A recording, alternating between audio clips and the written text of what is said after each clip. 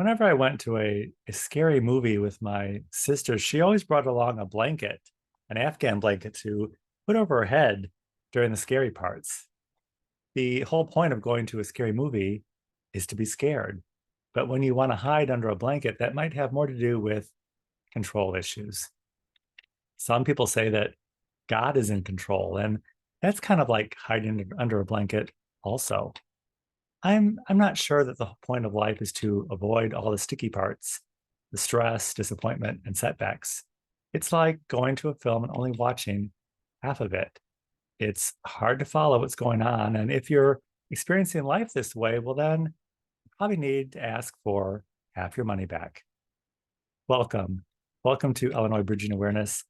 I'm Stanley Smith at Illinois Bridging Awareness, where we're holding space here and experiencing a catalyst for change.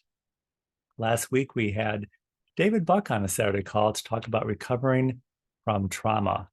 Dave talked about moving from suffering, emptiness, reclaiming our power, and then merging suffering and emptiness into compassion and empathy, and then into healing. We've all experienced trauma together in the recent history of our world together. It's been a unique experience. Dave mentioned that each of us has our own truly authentic self.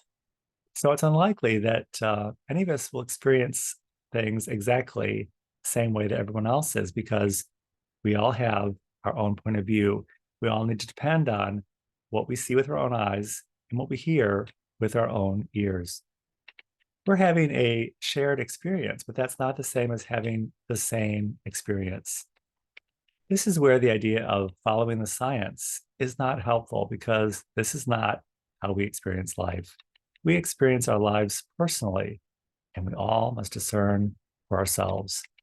Managing stress sounds like getting rid of trauma or avoiding mistakes or just getting over things. And this is also really not helpful, because it negates the good and the bad in everyone's life experience. All of our experiences shape our personality and make us who we are. So why would any of us want to deny that? Instead, we can make something out of all of it and find a pathway to recovery somewhere in all of it. We can be flexible and able to process the next situation instead of allowing it to be a trigger for all the cumulative trauma trapped inside of us. We all believe that God is in control and that good things are on the way. And part of believing that is to continue living into our lives with shrewdness and confidence, envisioning a better world, holding to all that is good and all that has been good in previous generations, and then build on that for the future. This is not rocket science.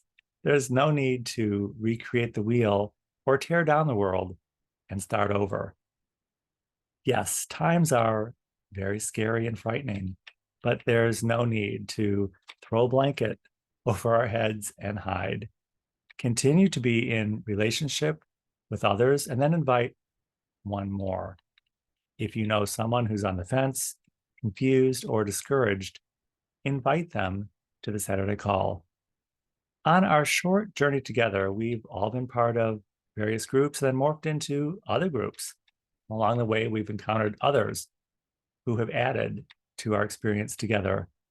So I believe this is the model that we've been presented, and it's something we have all shared and experienced together. And it's proof that we are recovering from trauma and doing a new thing.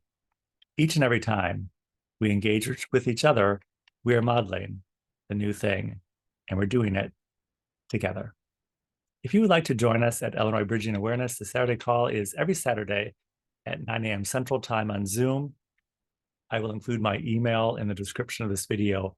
I'll be happy to send you an invitation. And I look forward to seeing you very, very soon.